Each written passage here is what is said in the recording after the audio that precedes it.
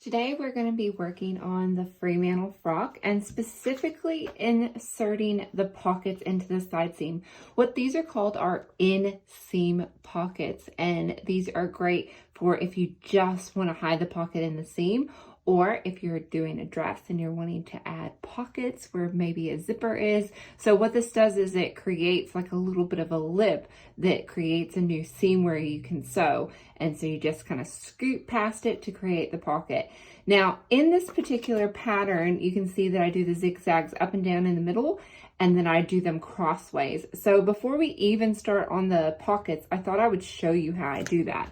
So when you're cutting out the main piece, you're cutting with the grain of the fabric. So where the selvage is over here, this is the straight of the grain. So the grain line runs up and down along the fabric. So that's where I've cut the middle. Now to get this piece, you're gonna have to go across the grain. Now, because this is a stable medium woven fabric, you most certainly can do it. So as long as you're doing it with purpose and intention with this fabric, you should be okay. Now, something like rayon, I wouldn't even attempt it, but this is a pretty stable fabric, so I would feel confident changing the grain line. So what we're gonna do is we're gonna open this up, because obviously it's not wide enough, and then we're gonna fold this in half. And I just wanna make sure here that the grain line is the same, and over here where it's folded, that's the same as well. And then once you have it's folded and it's laying flat, give it a bit of a press if you want to.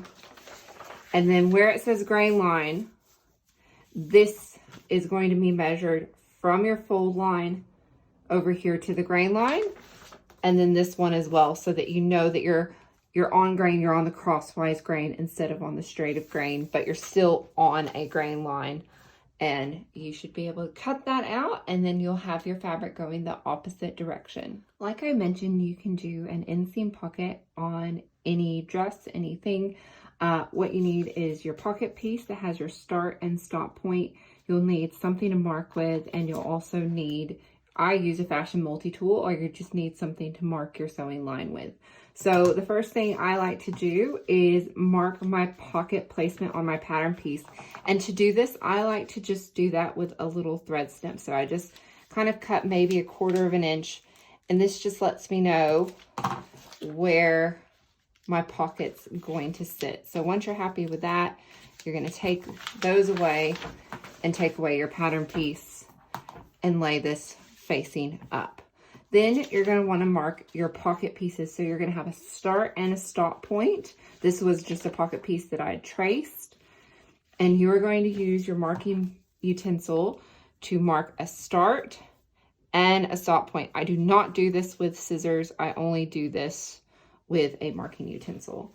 So the first thing we're going to do, step number 1, which if you want to follow along, you can. It's the first steps into attaching the pockets. So we are going to find where our start and our stop little clips are. Here they are.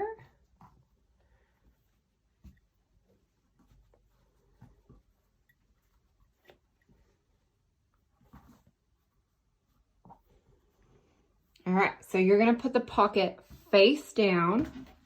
This is the front of the dress, or if you're going to put it on a skirt, you need to put it right sides together towards the front of whatever you're going to be sewing on. And I just like to put a couple of pins to hold it in place. And then what you're going to do is, this is your start, this is your stop. No more, no less. You are going to draw yourself a sewing line, and it's going to be at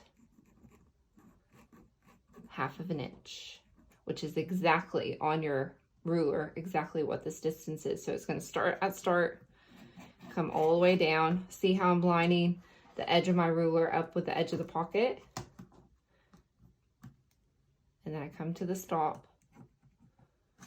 So I will start exactly here at this point, stop exactly here doing a back stitch, and then we'll come back and I'll show you what that looks like, and then we're going to clip onto our start and stop. Once that's sewn, as you can see, I started and stopped and sewed exactly on my line. You're going to take your scissors and you're going to clip directly up to that line. No more, no less.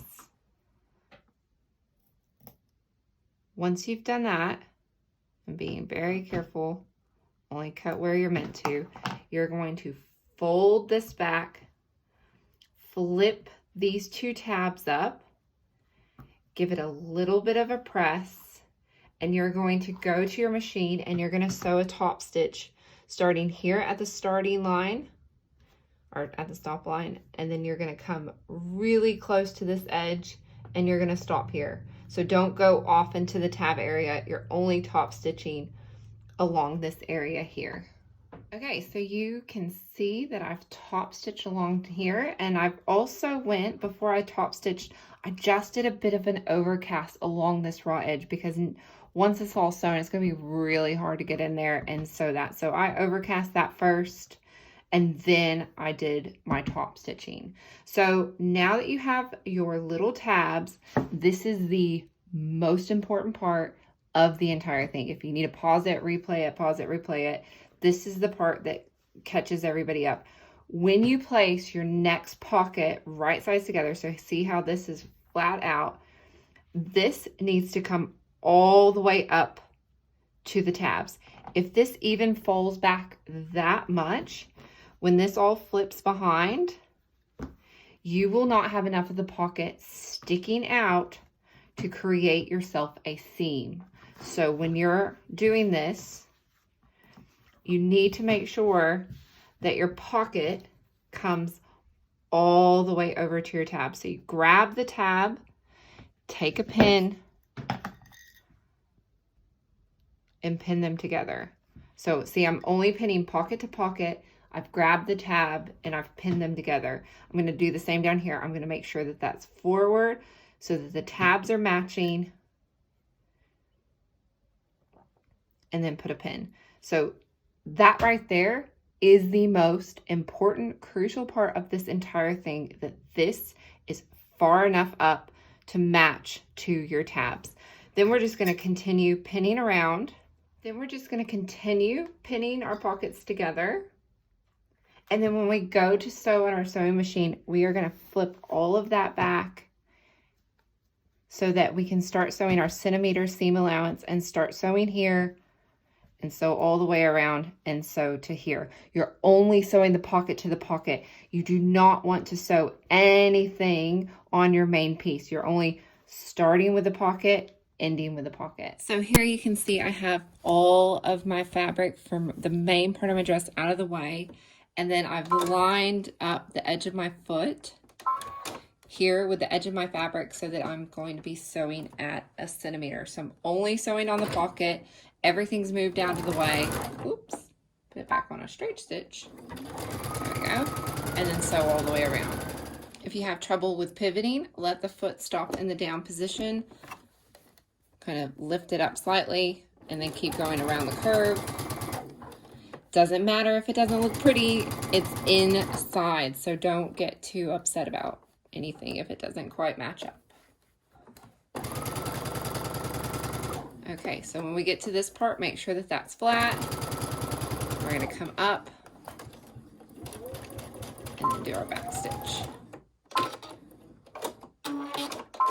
And once you've done that, you're going to hop over to your overlocker, but I want you to go ahead and check it. Make sure that when you flip it back, it sticks out far enough. And if it doesn't, you need to unpick it. So if this is the first time you've ever done this technique, perhaps you may want to just try it with a basting stitch the first time. So if you need to unpick it, you can. But once you're happy with it, then you can go to your overlocker and overlock it. Now you can see I have my pocket all sewn in. So I sewed it, and then I overcast the edge, and then I flipped the entire thing back and gave it a really nice press. And you can see that it sticks out the 1 centimeter that it needs to for me to have my seam allowance to be able to go right past it when I sew my next piece on. So this would be a side piece, or maybe you'd have a skirt or something like that. So you just continue on with your normal sewing, and then you match the bottom up. And then right here, where this is, I can kind of feel a ridge with my fingers. So when I pin this, I like to pin right there at the corner where the start is, and then I pin down here at the bottom at this corner. And then I like to take my ruler, and I can feel it, and I like to make sure that I'm going to catch that corner. So I make a mark right there at that corner, and then I mark right along the edge so that I know I'm not going to go over it, right to this corner where that corner is. So those are the most important points to catch, because if you don't catch them, you'll see a little bit of a gap. And sometimes I even do just a little bit of a stay stitch or a back stitch at each of those, because that is what's going to take the majority of the weight if you put your hands in your pockets. So these little seams here are going to be weak. So I do a little bit of back stitch here and there. And then this line is so that I don't accidentally run over this when I'm sewing. So then you're going to sew this seam, and then you're going to have a completely inset inseam pocket. Okay, it's all sewn. We're ready for the big reveal. Now I always check it before I wreck it. Before I do any overcasting stitch, I always fold it back and make sure I did it correct. So then you fold this back, give it a bit of an iron, and just check. Yep, it's absolutely perfect. And when it's laying down, you wouldn't even be able to tell it's there. You wouldn't even know where it actually is. So I love this technique so much, and I hope you really enjoyed learning how to do inseam pockets.